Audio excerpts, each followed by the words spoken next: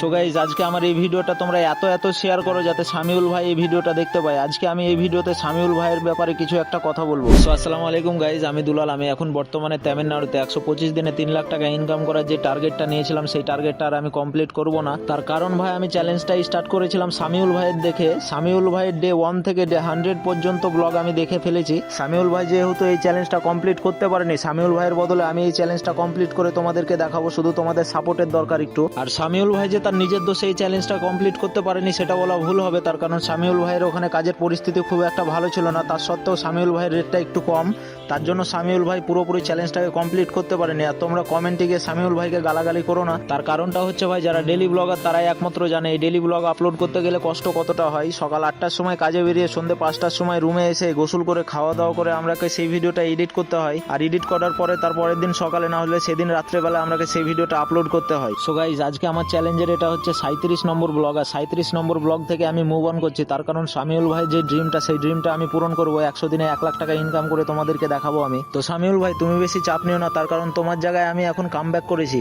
So guys আজকের ব্লগটা একটু লম্বা হয়ে গেল। ভালো থাকবে, সুস্থ থাকবে, আর চ্যানেলটাকে ফলো দিয়ে যেতে ভুলবে না।